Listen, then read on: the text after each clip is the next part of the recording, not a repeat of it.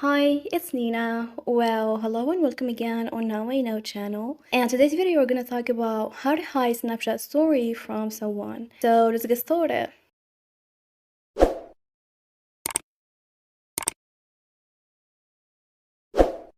Well, first, after getting the application, tap on your personal profile app here. Now you can either tap on the setting icon, then scroll down till you get to view my story, or simply go back and tap on these three dots from the Add to My Story icon. A list of options will appear, so choose the third option or Story Settings.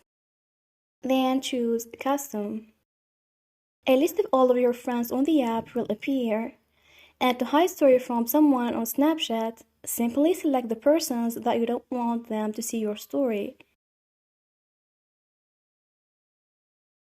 Once you're done, tap on Block. And in case you want to unblock them, simply delete the selection. Then tap on Block. And this is it. Thanks for watching. See ya.